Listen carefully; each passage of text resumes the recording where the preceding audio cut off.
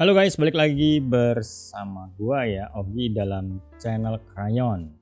Nah, sekarang bahasanya adalah ini, Adlerian dan kreativitas. Apaan sih Adlerian ini? Sebetulnya ini aliran psikologi ya, yang dibangun oleh Alfred Adler. Sebetulnya gue nggak sengaja sih ketemu dia nih. Bukan ketemu ya, gue ngelihat teorinya dia pertama kali waktu bini gue lagi nonton drama Jepang gitu. Terus nggak sengaja gue lewat. Terus gue lihat nih drama apa nih gitu ya di TV. Nah saat itu tokoh utama bersama teman-temannya lagi di ruang kelas. Dan dosennya bilang ini nih ya. Sikap atau attitude seorang itu di masa sekarangnya ditentukan oleh masa depannya. Nah itu langsung gue mikir gitu nih. Gak salah gitu ya. Ini kata-kata siapa sih? Terus si dosen bilang ini dari Adler gitu ya. Nah gue kepo dong. Terus gue carilah siapakah si Adler ini. Ternyata dia memang seorang psikolog ya. Dulu ada yang bilang dia siswa dari si Sigmund Freud ya, dari aliran psikoanalisis. Ada juga yang bilang koleganya, ya pokoknya ada hubungannya lah dari Sigmund Freud ini. Dulu dia di bawah Freud ini nih ya, dengan aliran psikoanalisis. Cuman ada satu perbedaan yang sangat mendasar yang kemudian si Adler ini keluar dari aliran Sigmund Freud. Apa ya ini? Kalau Sigmund Freud itu menyatakan bahwa perilaku orang di masa sekarang itu ditentukan oleh masa lalunya gitu, ada trauma-trauma atau pengalaman masa lalu. Nah itu kemudian menentukan sikap kita ya di masa sekarangnya. Tapi kalau Adler nggak berpikiran seperti itu ya, jadi dia keluar dari Freud dan membuat aliran baru namanya psikologi individual. Maksudnya individual tuh utuh gitu, seorang tuh sebagai individu juga tapi sebagai satuan masyarakat yang kemudian utuh. Terus ada buku ini ya terbit, gue coba beli, ternyata ini isinya adalah terapan dari teori-teori psikologi Adler. Walaupun nggak semua ya, tapi basicnya sih gue dapat. Kalau aslinya sih pasti lebih kompleks.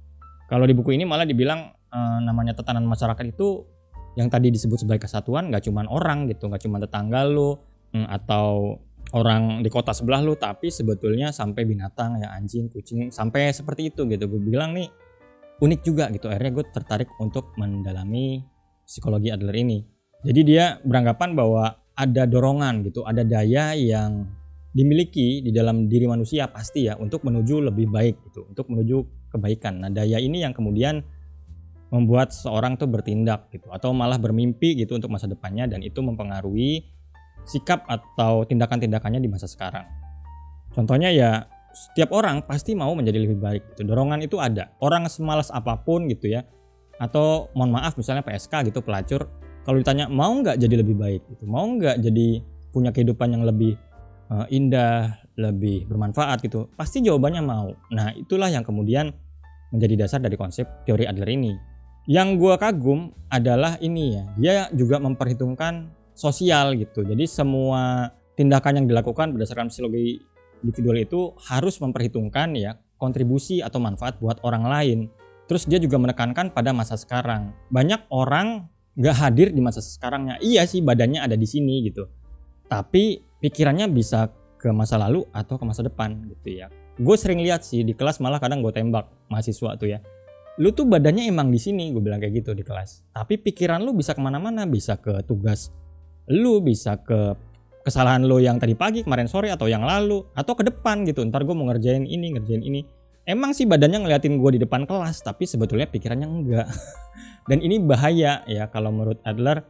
Karena apa? Kalau begitu jatuhnya kita jadi nggak bahagia gitu. Di masa sekarang kita jadi nggak bahagia karena kita selalu membawa penyesalan, kesedihan, kepahitan dari masa lalu gitu. Kalau pikiran kita ada di masa lalu ya. Kalau masa depan kita akhirnya jadi khawatir, jadi cemas. Besok gimana ya? Ntar gimana ya masa depan gue gimana? Nah, stres, tekanan-tekanan gitu, dan itu kemudian menyebabkan seseorang jadi nggak berbahagia di masa sekarangnya.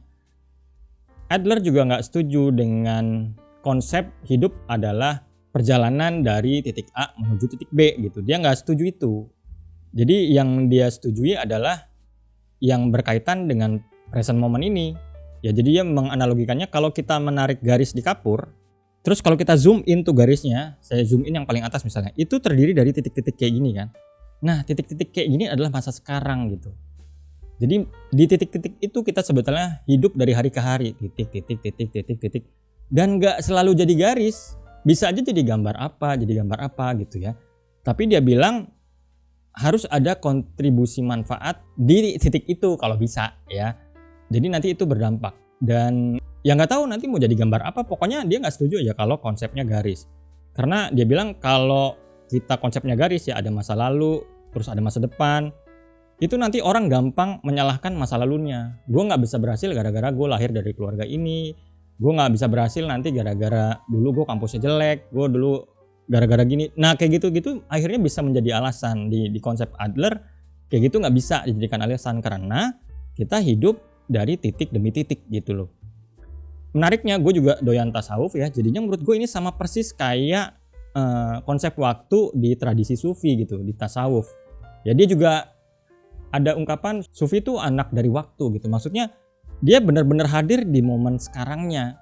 Masa lalunya tuh udah begitu lewat hilang, jadi bukan garis. Kalau digambarin tuh misalnya nih, kalau orang biasa jalan gitu ya, terus dia ninggalin masa lalu gitu kan, ini ada garis masa lalu. Kalau sufi enggak, kalau jalan gitu dia masa lalunya tuh langsung hilang gitu, langsung kehapus gitu, jadi ngikut terus. Jadi cuma totali di masa sekarang, masa depannya juga dia nggak tahu, ya udah pasrah aja. Nah di sufi tuh kayak gitu. Makanya ini ya, sufi tuh dibilang bisa melampaui ruang dan waktu. Jadi maksudnya orang tuh nggak lagi dipengaruhi dari masa lalunya dan nggak berharap luar biasa banget akan masa depannya gitu. Jadi totally berserah deh gitu kalau gampangnya. Dan dia ridho buat menerima apapun ke dalam dirinya tuh, para sufi itu ridho. Ya ini gampang diucapin sih, tapi kalau lo coba lakuin gue yakin nggak gampang sih ya, perlu latihan. Bukannya nggak bisa, tapi perlu latihan. Ya terus kaitannya sama kreativitas apa? Yang konsep-konsep dia nih yang gue tangkep ya, yang berkaitan ini. Jadi dia beranggapan ada karakteristik dari urutan kelahiran seorang. Nah kalau teman-teman penasaran, udah gue bahas tuntas di sini ya. Di video gue yang ini tuh ada, bisa dilihat kembali.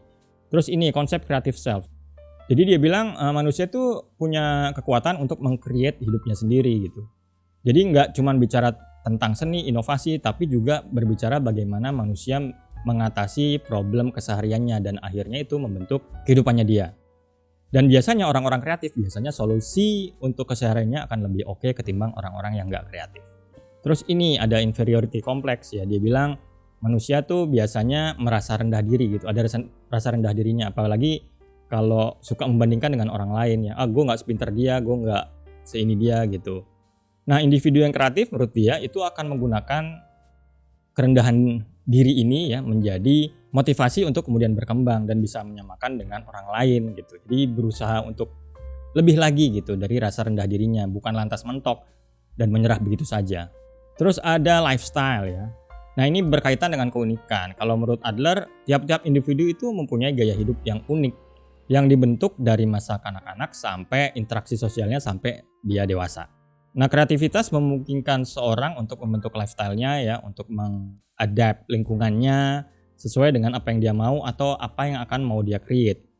Jadi orang-orang yang kreatif itu biasanya lebih fleksibel dalam berinteraksi dengan lingkungan ya, dengan sosialnya ketimbang dengan mereka yang kurang kreatif. Terus ada ini, creativity and social interest.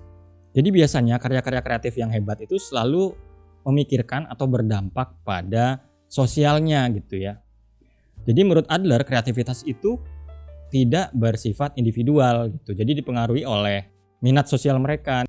Misalnya gue nih ya bisa desain gitu, bisa ngajar, terus gue berminat gitu di ngajar. Nah gue gimana caranya ya gue bikin karya yang kemudian bisa bermanfaat gitu buat sosial gue. Bener juga sih ya.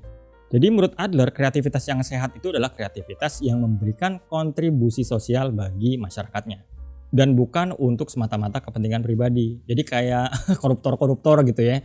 Kreatif seni punya sih, tapi itu bukan kreativitas kalau dari konsep Adler. Yang ngakalin bensin dioplos gitu kan, duit dipalsuin. Kreatif sih, tapi bukan itu. Kalau dari versi Adler, seperti itu. Jadi orang-orang benar-benar kreatif sejatinya selalu mencari cara untuk membantu atau bermanfaat bagi sosialnya. Yap. Jadi kesimpulannya kreativitas menurut Adler itu bukan bakat, tapi bagian dari mekanisme psikologis dan erat kaitannya dengan kontribusi kepada masyarakat. Dan ini keren banget sih kalau menurut gue. Jadi gak lantas membuat orang tuh jadi individualistis gitu ya, tapi malah menjadi utuh gitu dengan masyarakatnya, dengan alam semestanya. Gue suka sih faktor kontribusinya itu gitu. Jadi orang tuh memang harus berkontribusi. Kenapa? Karena sejalan dengan hadis kalau di Muslim ya, sebaik-baik manusia itu manusia yang paling bermanfaat buat orang lain. Dan ini itu banget gitu loh. Bicaranya sama gitu, kontribusi manfaat, dan dia day per day lagi fokus ke masa sekarang. Jadi buat gue sih ini cukup beririsan dengan tasawuf, dengan sufi. Makanya gue cukup ngefan lah sama Adler ini. Oke, itu aja untuk video kali ini. Semoga bisa bermanfaat. Terima kasih. Bye.